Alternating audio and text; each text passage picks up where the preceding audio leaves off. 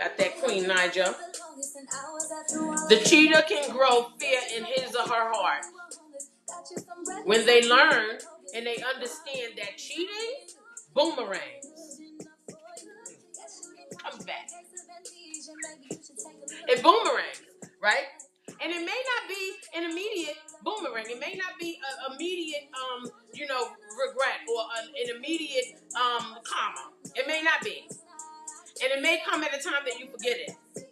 Not always back at you. Not always back at you. It can actually be karma coming back through you for what you've done. Right?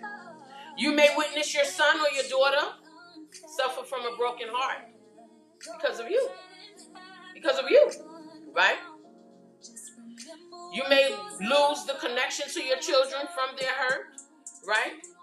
Or you may spend the rest of your days lonely and in regret from cheating.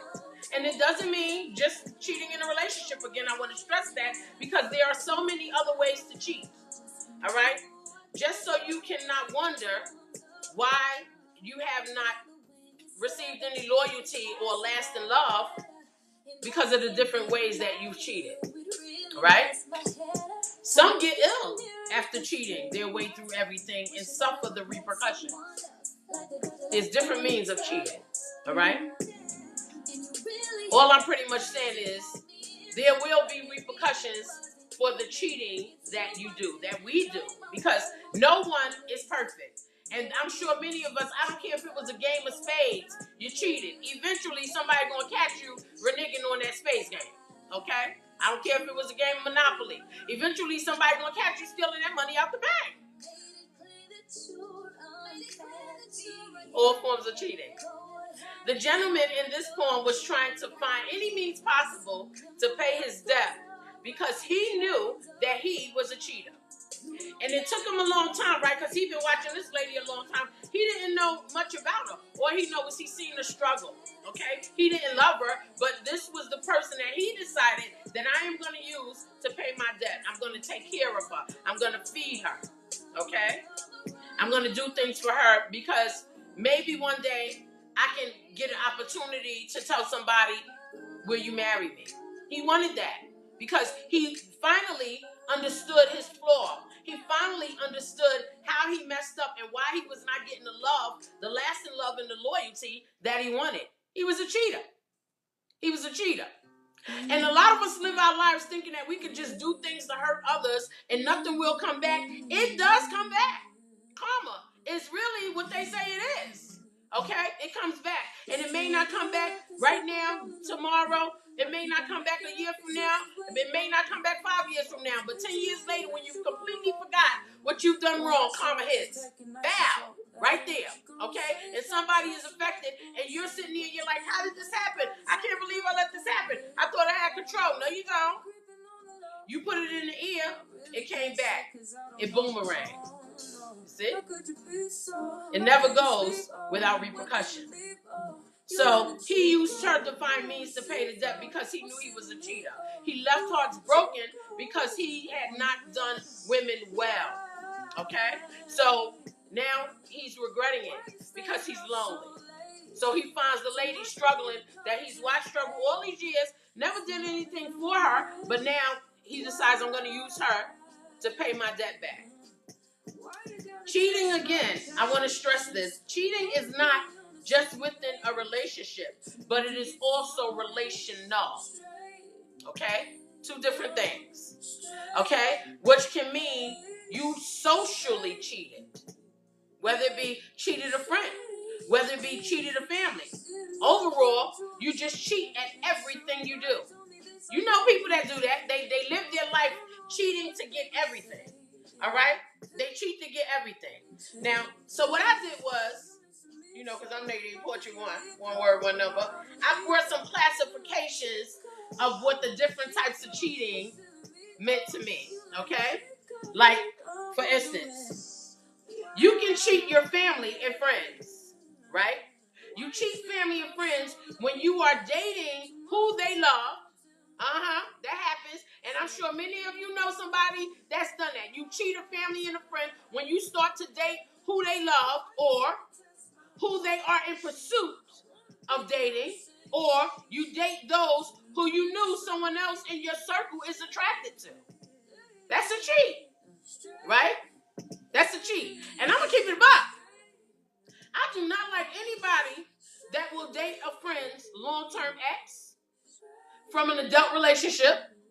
Let me be specific because, not a young romance. Young romances is cute. They last a long time or whatever, maybe in the 10 years. But then if it doesn't make it past 20, okay, they're not adult relationship. They're kids still. So, although young love is cute, it has to make it past a certain age for me. If it doesn't, have at it. Date them. But I am not a friend of anybody that is going to date somebody's ex that was in an adult relationship, especially if it's a family member who shared intimacy with the person that you're trying to date. Okay? So I classify that as a stinky cheat. You a stinky cheat. Okay? Dating the exes of families and close friends is a no-no. Okay? And a lot of people think it's okay and try to justify it with, well, they been broke up. Well, they was adults. If you met them through your friend or you met them through the family or you knew they dated, it ain't coincidental. You made a decision to be a stinky cheat. So I classify it as that. Okay? If you're going to date an ex of a family member or a friend that they had intimate contact with and you're going to still be like, let me try it out. You a stinky cheat, okay? Now,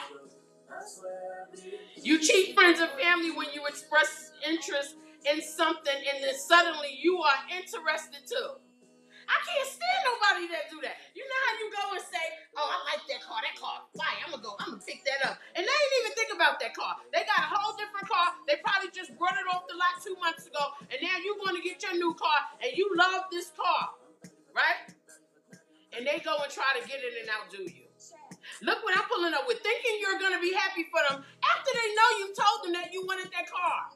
I'm not going to be happy for you, and it ain't no hate. It's disrespect.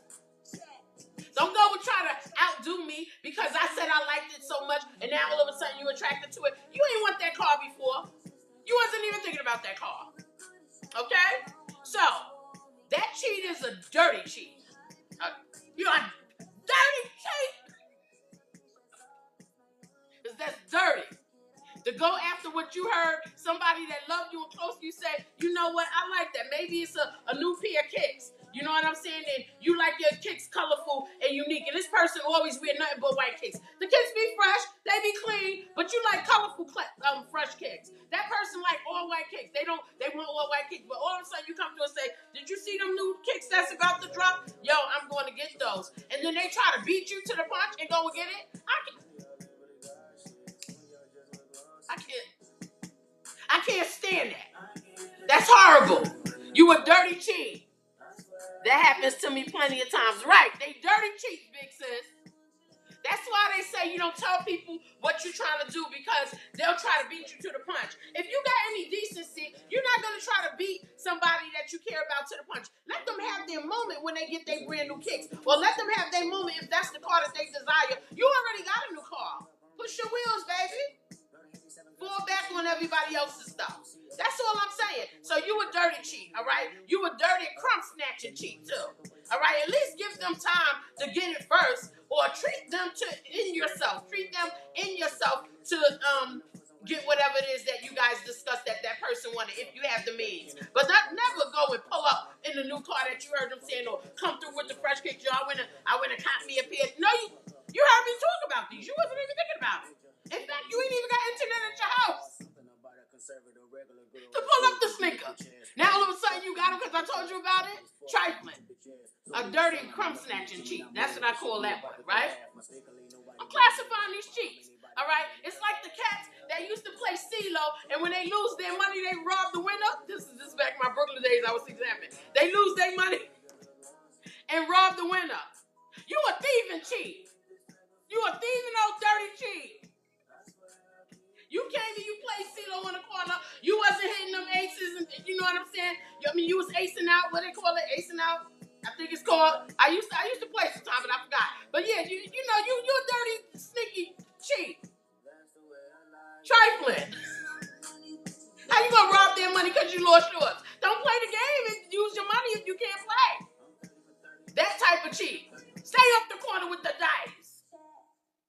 Or what about if you go visit a friend, you hang out, you eat and you drink, and then you know at their house, and then all of a sudden you want to send the goons to come and get them. Foul. What type of friend is you? You go to this is why people don't let nobody come to their house, and it's a shame. Horrible. Thank you for the gift. I appreciate it. You know what I mean?